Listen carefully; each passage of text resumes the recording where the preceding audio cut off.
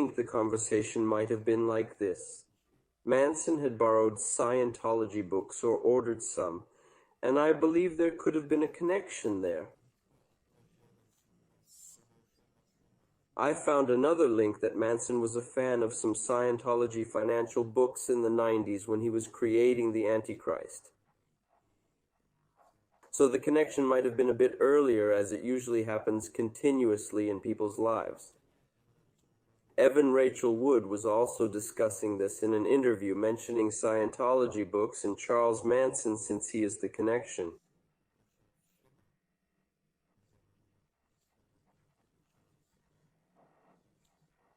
For me, it was quite an intense realization.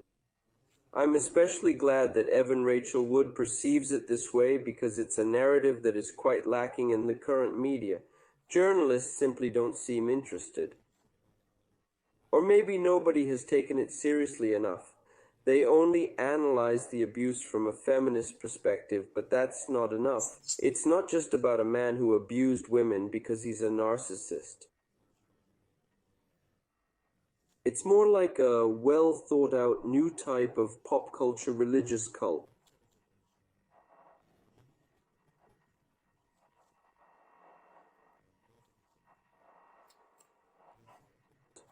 I'll try to give more lectures and maybe sign up for a conference in the fall. As for the Scientology books, they bring many different techniques to a person, like the tone scale and how to control people's minds.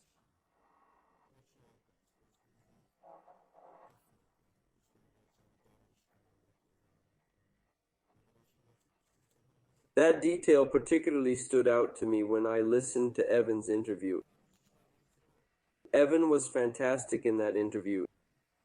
If you ever doubt whether she's just some regular person or a strong heroine, listen to that conversation. She speaks about it as it is and doesn't try to turn it into something else.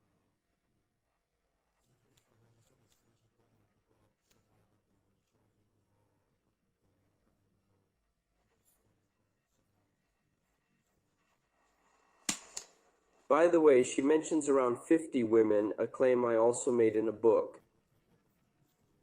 She confirms that, but unfortunately, due to ongoing trials, much footage and information can't be published.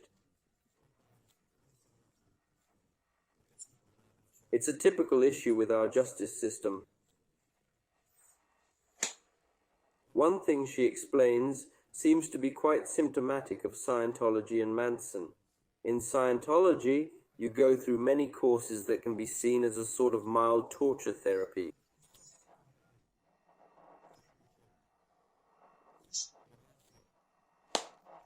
It's supposed to be beneficial because you experience trauma or a challenging obstacle, which is supposed to make you stronger.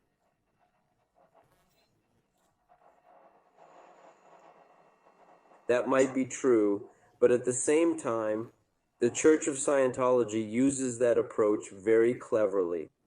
They teach you that the more you withstand abuse, the stronger you become. According to Evan, Manson also brought this mentality, possibly from Scientology, and applied it to his victims.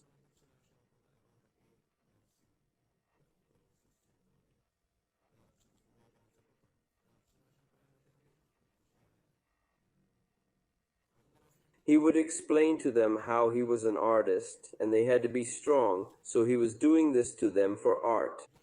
Then the abuse would gradually increase, constantly making them believe it was something amazing they had to endure.